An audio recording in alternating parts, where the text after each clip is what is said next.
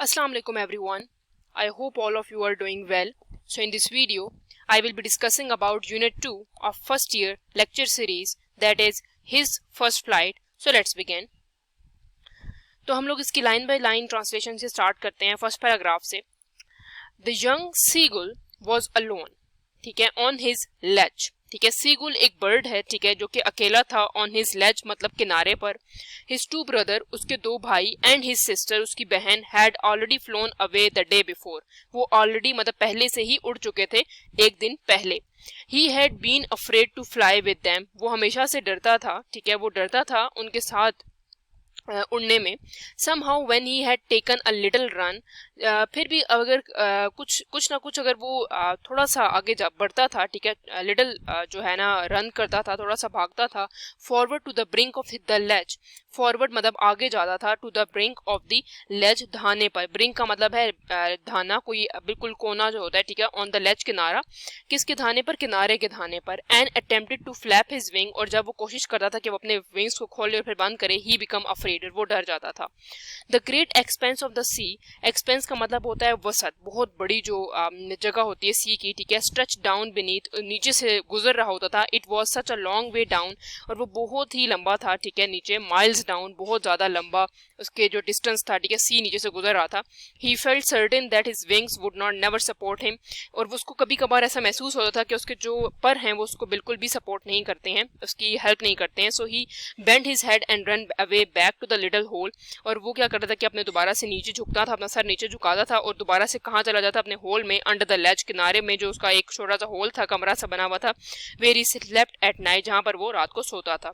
Even when each of his brother and little sister whose wings were far shorter than his own ran to the brink, flapped their wings and flew away, he failed to muster up courage. ठीक है, अब इसका मतलब ये कि वो कह रहे हैं कि जब भी उसको पता था कि उसके जो पर हैं वो अपनी उसकी बहन और भाई से भी ज़्यादा बड़े हैं, जबकि जो उसके बहन और भाई के विंग्स हैं, ठीक है, वो छोटे हैं उससे, ठीक है, लेकिन फिर भी उसके अंदर इतनी हिम्मत नहीं होती थी कि वो अपनी हिम्मत इकट्ठा करता, ठीक है. मस्टर का मतलब है हौसला इकट्ठा करना.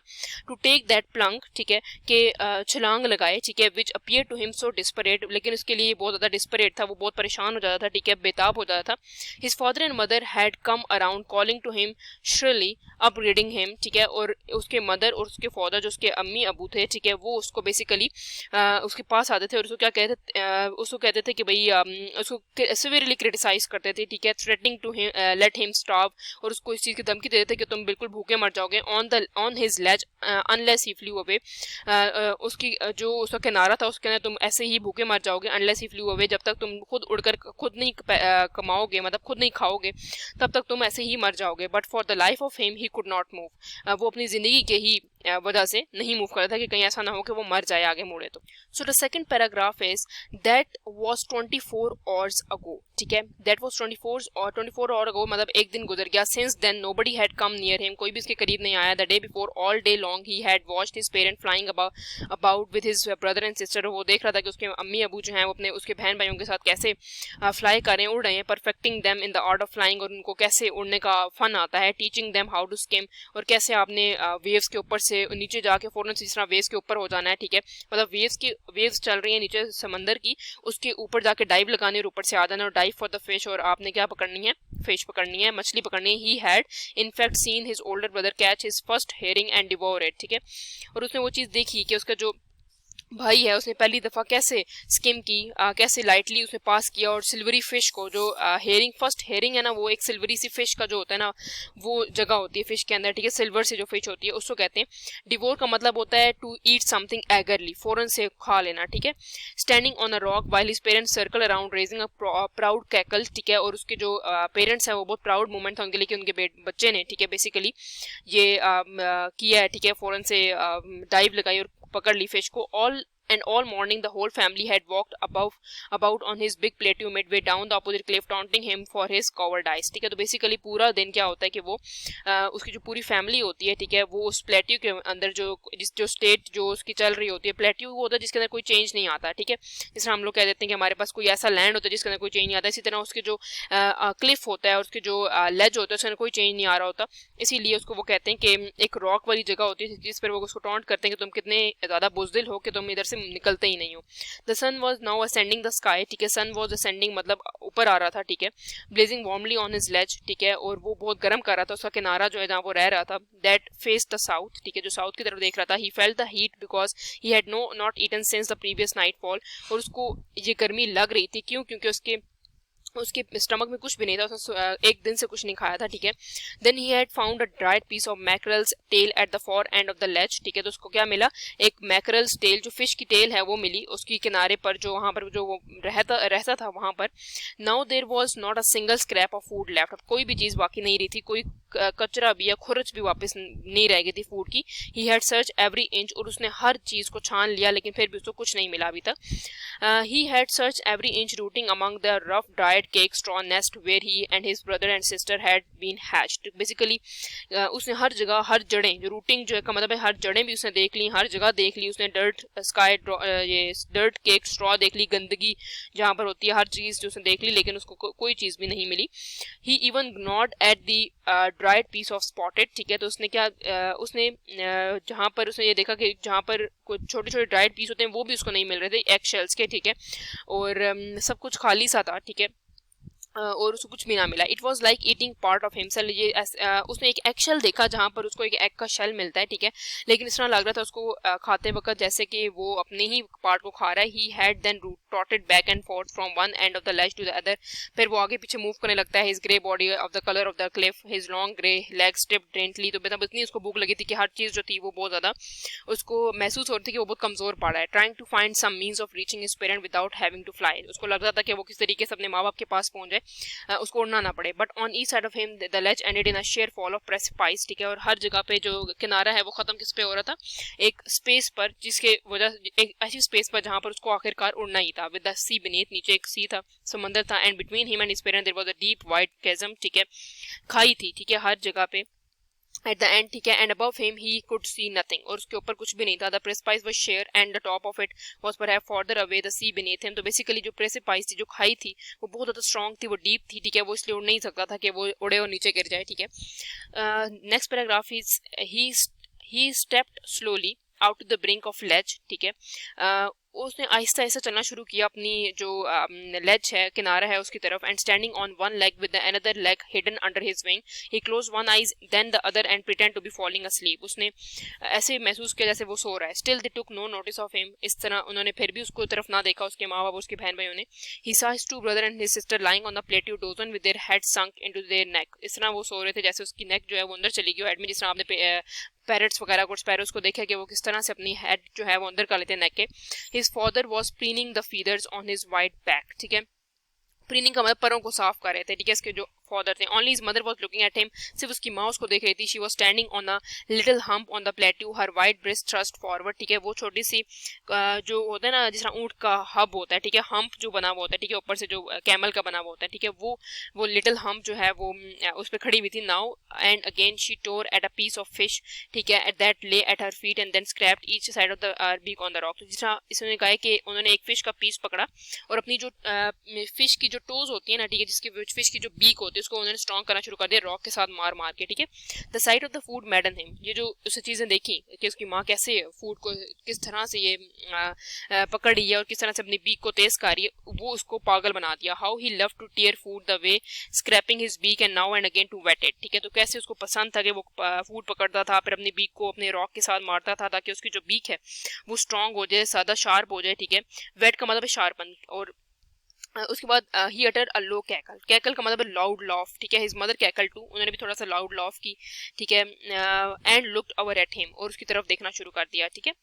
Let's move to the second next paragraph, that is ga ga ga, ठीक है, ही क्राइड, ठीक है, begging her to bring him over some food, और आगे फिर से वो स्क्रीम करती हैं, ठीक है, उसकी mother.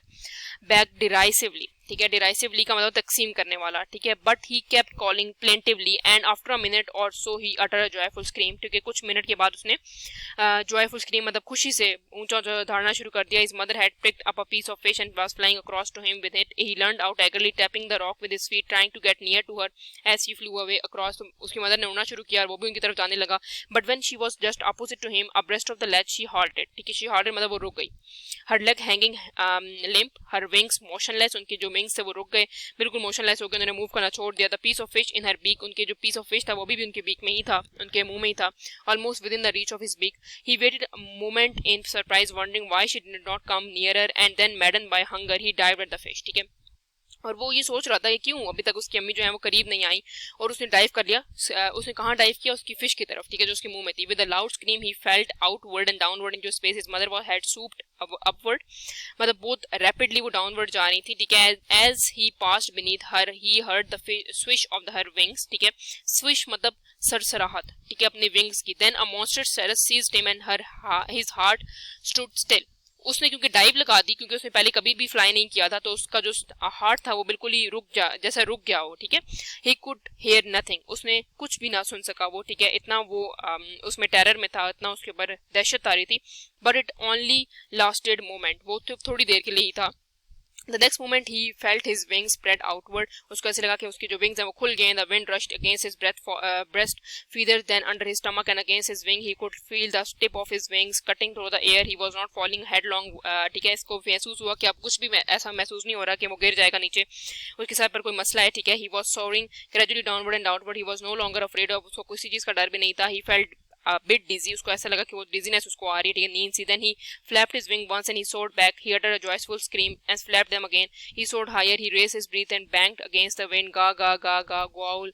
His mother swept past him and her wing making a loud noise. ठीक है, he answered with her with another scream. वो scream कर रहा था, वो इतना खुश था। Then he saw his two brother and sister flying around him, curveting and banging and soaring and diving. ठीक है, उन्होंने डाइव लगानी शुरू कर दी, वो भी बहुत खुश थे कि उसने अपनी पहली फ्लाइट ले ली है। ठीक है, then he completely forgot that he could not always been able to fly and commenced himself to dive and soar and curved shrinking shrilly. ठीक है, तो उसको भूल ही गया कि एक ऐसा टाइम था जिसमें वो बिल्कुल भी डाइव नहीं लगा सकता था। He was near to the sea now, flying straight over it, facing straight out over the ocean. He saw vast green sea beneath him, ठीक है, with little ridges moving over it, and he turned his beak sideways and ground amusedly. वो बहुत खुश था कि हर चीज उसको नजर आ रही है, ओशन सी नजर आ रहा है। And around him his family was screaming, उसकी फैमिली जो थी वो ऊंचा ऊंचा चला रही थी, praising him, उसको सराहा रही थी। And their beaks were offering him scraps of dogfish, और dogfish के कुछ ना कुछ वो जो होते हैं ना पीसेस वो दे रहे थे। He has made his first flight, उसने अपनी पहली फ्लाइट जो थी वो कामयाबी के साथ पूरी कर ली थी। So now let's move towards the question and answer session. ठीक है, question number 1 is why did the young seagull have to join the company of his family? Because obviously उसको खाने की तलाश थी, इसीलिए उसको अपनी कंपनी जो है फैमिली की कंपनी को ज्वाइन करना था। Why don't his parent, his brother and sister give him food? वो इसलिए नहीं देते थे ताकि उसको मोटिवेट करें कि वो खुद से खाना तलाश करे। What was the attitude of the family towards the young seagull? Was it agreeable or not? अगर इसको एक्सप्लेन करें तो somehow वो agreeable भी था, क्योंकि उसको मोटिवेट करने के लिए ये तरीका कार अपनाना बेहतर था। ठीक है, describe in your own words the feeling, action and thoughts of the young seagull soon after his fall. ठीक है, उसकी जो फीलिंग्स थी, एक्शन थे, वो लाउड स्क्रीम कर रहा था। ठीक है, उसके जो उसने जो पहली फ्लाइट लिया उसको कितनी खुशी थी, ये चीज़ आप इसमें एक्सप्लेन कर सकते हैं। What could be the author purpose behind writing the story is first flight? इसके पीछे एक पर्पस ये हो सकता है कि वो मोटिवेट कर रहा है लोगों को जो नहीं पहली अपना जो बेसिकली गिव अप कर देते हैं और वो कहते हैं कि हम नहीं कर सकते, उनके लिए कि ये मोटिवेशन और एक मोटिवेशनल स्टोरी है कि वो इससे सीखें और उसके थ्रू अपनी जो है ना अपना जो डर है, एक फियर है, वो खत्म करें। Compare and contrast attitude of family member before and after the flight of the young seagull in his first flight. तो बेसिकली ऑब्वियसली पहले वो कैसे बिहेव कर रहे थे, वो उसको कुछ खाने पीने के लिए नहीं दे रहे थे, उसको इग्नोर करते थे, और एट द एंड वो कितना स्क्रीम कर रहे थे, जॉयफुल स्क्रीम कर रहे थे, अम्यूज थे बहुत ज्यादा। Identify the sentence in first paragraph, ये आप लोग खुद कर सकते हैं। ठीक है, read in any paragraph from the text to identify the main idea. ठीक है, मेन आइडिया अपने पैराग्राफ में से निकाल लेना है। Read the second paragraph that text to identify transitional devices. ठीक है, ये भी आप लोग खुद कर सकते हैं। So that's all from my side. If you have any queries, you can ask me in the comment section. Please like, subscribe and share my channel. Thank you so much for watching.